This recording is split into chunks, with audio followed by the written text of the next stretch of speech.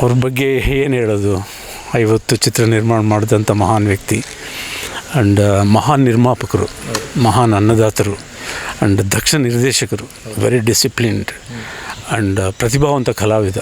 ಈ 3 ಗುಣಗಳನ್ನು ಮೈಗೂಡಿಸ್ಕೊಂಡಂಥ ಒಬ್ಬ ವ್ಯಕ್ತಿ.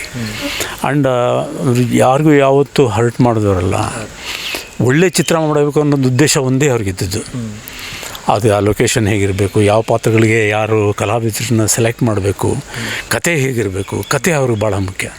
ಕತೆಯಲ್ಲಿ ಬರೋ ಪಾತ್ರಗಳಿಗೆ ಪೂರಕವಾದ ವ್ಯಕ್ತಿಗಳನ್ನ ಕಲಾವಿದರನ್ನ ಸೆಲೆಕ್ಟ್ ಮಾಡಿ ಹಾಕ್ತಿದ್ರೆ ಹೊರತು ಕಲಾವಿದರಿಗೋಸ್ಕರ ಕತೆ ಬರೀತಿರ್ಲಿಲ್ಲ ಅವರು ಅಂತ ಒಂದಿದು. ಅವ್ರು ಹೇಳೋದು ಅವ್ರ ಪ್ಯಾಷನ್ ಈಸ್, ಅವರು ಉಸಿರಾಡ್ತಿದ್ದು, ಊಟ ಮಾಡ್ತಿದ್ದು, ಮಲಗಿದ್ದಾಗ ಒಂದೇ ಯೋಚನೆ, ನೆಕ್ಸ್ಟ್ ಫಿಲ್ಮ್ ಯಾವ್ದು ಮಾಡೋದು, ಹೇಗೆ ಮಾಡೋದು, ಯಾವ ರೀತಿ ಮಾಡೋದು.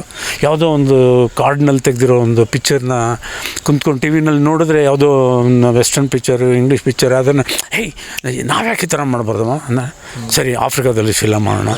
ಇನ್ಯಾವುದೋ ಒಂದು ಡ್ಯಾನ್ಸ್ ಬಗ್ಗೆ, ಯಾವುದೋ ಒಂದು ಡಿಸ್ಕೋ ಡ್ಯಾನ್ಸರ್ ಯಾವುದೋ ಒಂದು ನೋಡಿದ ತಕ್ಷಣ ಈ ಥರ ಡ್ಯಾನ್ಸ್ ಓರಿಯೆಂಟೆಡ್ ಯಾಕೆ ಮಾಡಬಾರ್ದು ಅಂತೇಳಿ ಡ್ಯಾನ್ಸ್ ರಾಜ ಡ್ಯಾನ್ಸ್ ವಿನೋದ್ ರಾಜ್ ಅವ್ರನ್ನ ಹಾಕ್ಕೊಂಡು, ಆಮೇಲೆ ಶಂಕರಾಭರಣ, ಸಾಗರ ಸಂಗಮ ನೋಡಿ ಈ ಥರ ಕ್ಲಾಸಿಕ್ ಫಿಲ್ಮ್ ಯಾಕೆ ಮಾಡಬಾರ್ದು ಅಂತೇಳಿ, okay will do Ananda Bhairavi, classical ಶಾಸ್ತ್ರೀಯ ಇದು ಅಂತೇಳಿ. ಈ ರೀತಿ ಒಂದು ಪ್ಯಾಷನ್ ಇದ್ದಂಥ ಮನುಷ್ಯ. Like how we had Raj Kapoor in north, ಹಿಂದಿನಲ್ಲಿ ರಾಜ್ ಕಪೂರ್ ಅವರು ಹೇಗಿದ್ದರು, ಒಂಥರ ಪ್ಯಾಷನಬಲ್ ಅವರು, ಸುಭಾಷ್ ಘೈ ಅವರು. ಆ ರೀತಿ ಪುಟ್ಟಣ ಕಣಗಾಲು, ಆ ರೀತಿ ಒಳ್ಳೊಳ್ಳೆ ಚಿತ್ರಗಳನ್ನ ಮಾಡಬೇಕು, ಇನ್ನು ಡಿಫ್ರೆಂಟ್ ವೆರೈಟಿ ಚಿತ್ರಗಳನ್ನ ಮಾಡಬೇಕು, ಒಂದೇ ಇದಾಗಿ ಕಮರ್ಷಿಯಲ್ಲಾಗಿ ಮಾಡೋದಲ್ಲ. ಆಮೇಲೆ ಅವರು ಹಣ ಬರಲಿ ಸೋಲ್ಲಿ ಗೆಲ್ಲಿ ಅದನ್ನು ಯಾರನ್ನು ಬ್ಲೇಮ್ ಮಾಡ್ತಿರ್ಲಿಲ್ಲ. ಅಯ್ಯೋ ನನ್ನ ಪಿಕ್ಚರ್ ಯಾಕೆ ನೋಡಲಿಲ್ಲ ಇವರು, ಅದು ಬ್ಲೇಮ್ ಮಾಡ್ತಿರಲ್ಲ. ಇಲ್ಲ, ನನಗೆ ಇಷ್ಟ ಆಗಿದ್ದ ಪಿಕ್ಚರ್ ನಾನು ಮಾಡಿದೆ, ಅದು ಜನಗಳಿಗೆ ಇಷ್ಟ ಆಗಿರ್ಬೋದು. ಯಾಕೆ ಹಿಂದೆ ನಾನು ಮಾಡಿದ ಚಿತ್ರ, ನಾನು ಇಷ್ಟಪಟ್ಟಿದ್ದ ಜನಗಳಿಗೆ ಇಷ್ಟ ಆಗಿ ಸೂಪರ್ ಹಿಟ್ ಆಯ್ತಲ್ವ.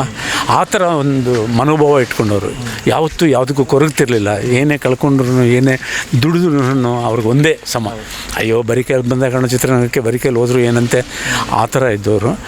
ಏನಪ್ಪ ಅಂದರೆ, ಒಂದು ನಾನು ದೇವರಲ್ಲಿ ಬೇಡ್ಕೊಳ್ಳೋದು ಪುನರ್ಜನ್ಮ ಅಂತ ಏನಾದರೂ ಇದ್ದರೆ, ಮತ್ತು ದ್ವಾರಕೀಶ್ವರು ನಮ್ಮ ಚಿತ್ರರಂಗದಲ್ಲಿ, ಕನ್ನಡ ಚಿತ್ರರಂಗದಲ್ಲಿ ಹುಟ್ಟಿ ಬೇರೆ ಎಷ್ಟು ಭಾಷೆಲ್ಲಾದರೂ ಮಾಡ್ಕೊಳ್ಳಿ, ನಮ್ಮ ಚಿತ್ರರಂಗದಲ್ಲಿ, ನಮ್ಮ ಕರ್ನಾಟಕದಲ್ಲಿ ಹುಟ್ಟಲಿ ಅಂತ ಭಗವಂತನಲ್ಲಿ ಬೇಡ್ಕೊಡ್ತೀನಿ. ಅವ್ರ ಆತ್ಮಕ್ಕೆ ಶಾಂತಿ ಸಿಗಲಿ ಅಂತ ಕೇಳ್ಕೊಡ್ತೀನಿ.